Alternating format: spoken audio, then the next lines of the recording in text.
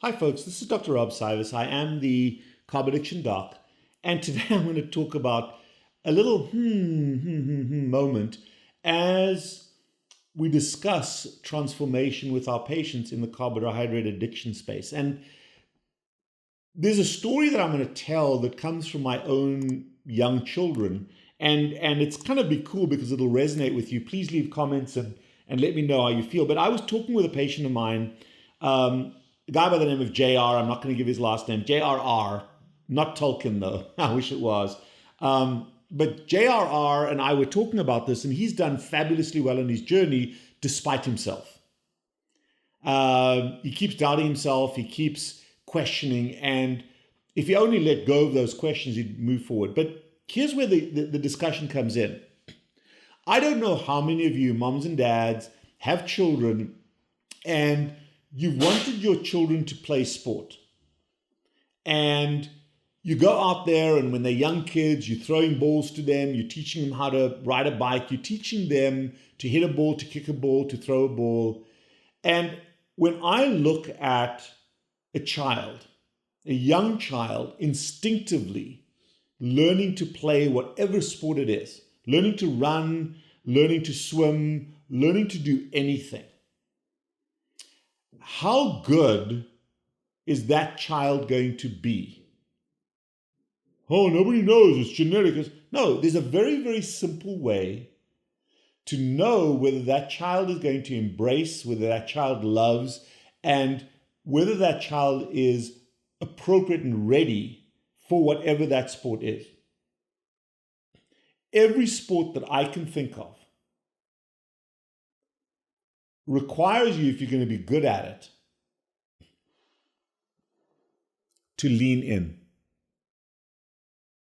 Leaning in to sport, whether you're running, whether you're swimming, whether you're diving into a pool, whether you're swimming, whether you're getting ready to run, whether you're going to hit a ball, that's baseball, cricket, whether you're going to hit, whether you're going to kick a ball, you want to lean over the ball, whether you're going to hit a golf ball, whether you are going to ride a bicycle and you're leaning forward, whether you're going to ski, you want to get forward over your skis, snowboard, it doesn't matter what the sport is. Even riding a horse, you want to be upright, but you want to lean forward slightly. Leaning forward in sport, irrespective of what that sport is, and I'd love you to hear comments and try to prove me wrong. Find a sport, maybe a game of chess, you want to lean back. But beyond that, you lean forward. Even if you're driving a race car, we can debate with Jeff Gordon whether that's a sport or not. But every sport, if you're going to be good at it, you want to watch the child instinctively whether they lean forward or lean back when they're approaching whatever they're doing.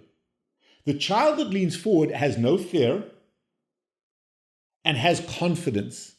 And your power comes from leaning forward. Even if you watch an animal stalking, it's not stalking like this, it's stalking like this. Every animal leans forward. And in human beings lean forward, it displays confidence, it displays excitement, and it displays a lack of fear of the sport itself. I'm not afraid of the water, I'm not afraid of running, I'm not afraid of hitting, I'm not afraid of the ball, I'm going to lean into it. And if you can teach your kid to focus, to have the eye on what they're doing. Stare at that ball until the ball breaks or until it's in your arms. Stare it into your arms. We know that as coaches. And I'm not a coach. I'm a father. But leaning in is the thing that is going to define a child who is going to be as good as they can be genetically at their sport. When a child leans back, when a child is hesitant, when a child has fear, they're not going to be that good. And by leaning back, they're saying, I'm afraid, I'm scared, I'm not certain, I'm insecure. And when they're leaning back, they're not going to be that good. And when they're not that good, they're going to abandon sport. But before we go ahead, folks, sometimes we drop out of the optimal range of ketosis, which is about 0.5 to 2. And the best way to get in there is to eat fat, but sometimes we need that little burst. And Cheryl and I have done a lot of experimentation. Ketone IQ is the best product we found to rapidly restore optimal ketosis. Whether you're going to exercise, whether you're working, whether you need to be awake, Popping one of these babies in tastes a little bit crappy, but gets you into the optimal range very quickly and keeps you there for 3 to 4 hours. Look at the show notes and you will see a promo code that'll get you 20% off. So as a parent, the first thing, I missed out on this with my older kids. One of my kids was instinctive in it, the other kid had to learn it, and both of them are doing well in that regard. With my young baby right now, I don't care what the sport is, I don't care what it is, the two things I'm focusing on is always lean in, and always stare. Always stare. You don't want to be doing this. You want to be staring. Just like when I'm teaching my son Rian to talk to people, you stare into their eyes until you can see the back of their head. Not in a scary way, but you look into their soul. And they'll either look back at you or they look away, but that's whether they are confident or fearful. We know that. But you want to be confident by looking at somebody in the eye. But just quiet confidence. Same thing when you're looking at a ball, when you're looking at the swimming pool, when you're looking at the back of a horse's neck, when you're holding the rein, whatever it may be, you look it in the eye. And that displays confidence, but you lean forward. And so far, I'm trying to teach my son that. It's tough, it's difficult. He's got a natural gift for it. He has no fear. And I don't want him to learn fear. I want him to be cautious, but not fearful. So what the hell does that have to do? What does that have to do with eating, drinking? Two things. Number one, our source of emotion management, whether we are instant gratification using substances and external locuses of validation, or whether we are able to generate emotional well-being from within, is defined in the first 2 to 5 years of our lives. And if a child loves physical activity, which is fundamental to being human, if they love it, if they're confident in it, that becomes a fortress of solitude for them. That becomes something they can do for emotional well-being.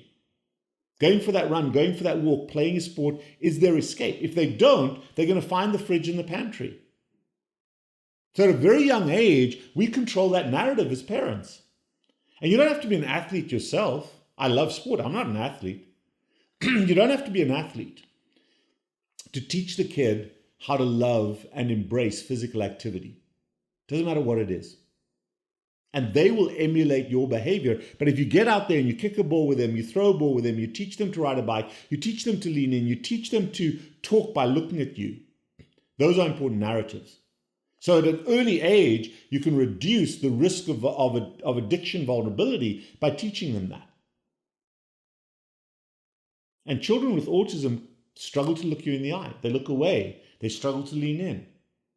Again, I won't go down that pathway right now, but those are all early signs of autism. However, when you're in recovery, when you are trying to recover from carbohydrate addiction, and this was the discussion with JR, if you look in the typical emotion management toolkit of any addict, whether they're an alcoholic, a heroin addict, a smoker, or a carb addict, by the time we're fat and diabetic, our emotion management toolkit is carbohydrates and cobwebs. There's nothing there. And as you remove the carbohydrates, if you don't replace them with other sources of emotion management, when life throws curveballs at you, easy days are easy, but when life throws curveballs at you, you're going to default back to the fridge in the pantry, you're going to relapse, you're going to crash and burn. And that's the reason why people primarily fail ketogenic diets, or any diet at all, is because the diet is deprivational, removes your source of emotion management. And then if you don't replace that, cobwebs are a very poor way to deal with unexpected emotional distress. So you go back, you relapse back to smoking, you relapse back to alcohol. AA is not there to help someone to quit drinking. It's to help you to rebuild a diverse effort-based emotion management system. And as you're doing that, the ideal way to make an effort-based system the thing that defines you, you have to lean into it. You have to lean into it. If you're afraid of it, if you're afraid of playing a musical instrument, I'm terrible, I can't do that. If you're afraid of singing, if you're afraid of painting, if you're afraid of drawing, if you're afraid of fashion, if you're afraid of spirituality, if you're afraid of meditation, if you're afraid of reading because you're not good at it, if you're afraid of sport, if you're afraid of physical activity, you're going to lean back from it, you're going to be hesitant, you're going to not like it, you're going to dislike it, and you're going to abandon it under any form of emotional distress. But if you put on your Nikes and you just do it, if you put on your Nikes, whether you're painting or running or anything in between, and you lean forward into it and you embrace it and you say to yourself, look, I don't care how good or how bad I'm going to be at this, but I'm loving this. I'm going to get what I want from it. I'm going to allow this thing that I'm doing to make me feel good, and I'm not going to set expectations of myself. And you lean forward into an effort-based emotion management system, you are going to be successful at creating that as a lifestyle. And if you don't, you're highly vulnerable to relapsing for the rest of your life. If you do, that defines you. And we can learn to lean in. We can learn to stare things down. We can learn to look at things. When you're procrastinating, you're doing this. When you're lying to yourself, when you're defending yourself, you're doing this. Oh, it's just a little bit of carbohydrate. It was Christmas and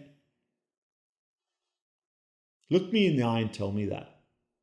More importantly, look yourself in the eye in the mirror and tell yourself that, and lean in and call yourself out.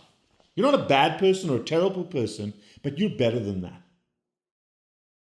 Lean in, let go of your fear, because failure is not a fear. You don't fail at something. You only fail if you don't do it or if you quit. Failure doesn't come from not being good at something. Failure only happens when you quit. Of course you're going to screw up. Of course you're going to struggle. Of course you're going to make mistakes. But you dust yourself off and you get yourself up each time. You get knocked down or you knock yourself down, get back up. But if you're leaning back and you're afraid of doing something, you're going to get knocked out. Ask any boxer. Lean into your life. Embrace it. And even in the minute that you die, I want you to die falling forward, not backwards. I am the Carb Addiction Doc. If you like, and if this has made you think, and if this has changed your perspective on yourself, I've done my job.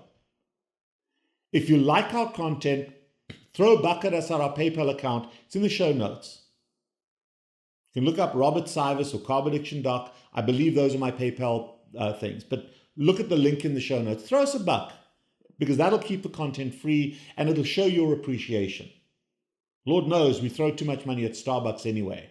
But if you want to consult, if you want to understand this, if you are stuck on your journey, if you want help with this journey, text us, WhatsApp us, 561-517-0642, anywhere in the world.